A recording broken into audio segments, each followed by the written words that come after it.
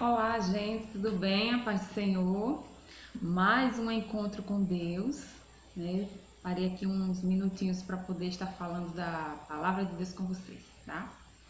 Eu separei aqui no livro de Marcos, abre sua Bíblia, livro de Marcos, capítulo 8 e até do 1º ao 4º versículo, tá bom? Vou ler aqui para vocês.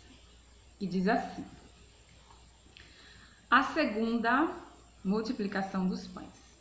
Naqueles dias, havendo uma grande multidão e não tendo que comer, Jesus chamou a si os seus discípulos e disse-lhes: tenho compaixão da multidão, porque há 3 dias que estão comigo e não tenho que comer. Se os deixar ir em jejum para suas casas, desfalecerão no caminho, porque alguns deles vieram de longe. E os seus discípulos responderam: de onde poderá alguém satisfazê-los de pão aqui no deserto? Meus irmãos, eu estava meditando nessa palavra e vou contar assim, né, o que eu entendi dela para vocês. Jesus, ele estava no deserto, né, estava evangelizando e já haviam 3 dias. A multidão que estava lá ouvindo Jesus eram quase 4.000 pessoas e elas já estavam há 3 dias sem comer nada, só sedento da palavra de Deus. E aí o que acontece? Jesus chegou para os discípulos e falou assim: eu estou bem preocupado com a multidão, porque já tem 3 dias que eles estão aqui e se eu liberar esse povo para ir para casa, eles vão desfalecer no caminho, porque eles estão sem comer já há dias. E aí, o que é que eu faço? Isso foi uma pergunta de Jesus para os discípulos. E aí, o que é que eu faço com essa multidão? Chegou um dos discípulos e falou para Jesus: é muita gente, né? Como é que a gente faz para alimentar esse povo? Não tem ninguém que possa alimentar esse povo. Quem será que vai alimentar? E eu fiquei pensando, meu Deus, eles estavam falando com o Senhor. Eles estavam olhando para o Senhor. Essa não era a resposta dos discípulos. A resposta dos discípulos era: Jesus, o Senhor esqueceu que o Senhor fez a primeira multiplicação? É só o Senhor fazer novamente esse milagre aqui. Mas não apareceu um discípulo para dizer isso para Jesus. Eles disseram: a gente não sabe quem é que vai alimentar esse povo todo.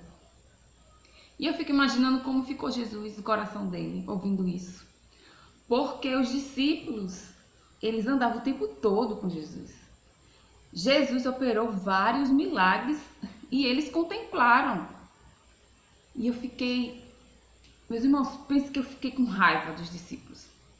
Eu fiquei sem acreditar que essa foi a resposta que eles deram para Jesus, Filho de Deus Todo-Poderoso. Mas aí depois eu fui meditar um pouquinho, né?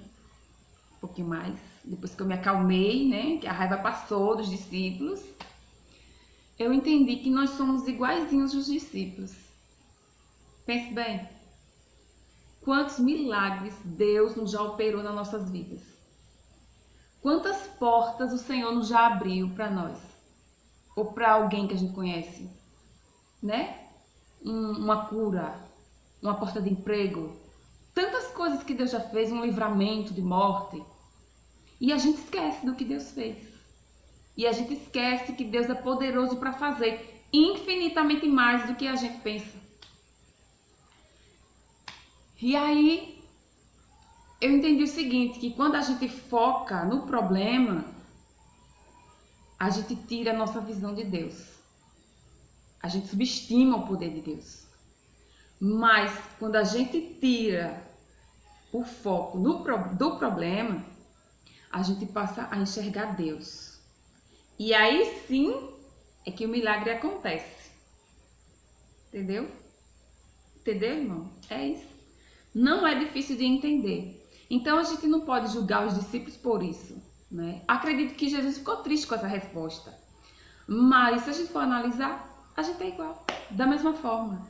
Mas que a cada dia eu e você, a gente possa estar com a nossa fé firme em Deus, acreditando e confiando em Deus, que o melhor de Deus sempre está por vir. Que Deus te abençoe. Essa foi uma rápida palavra da parte de Deus para você, tá? Que Deus te abençoe e até o próximo encontro.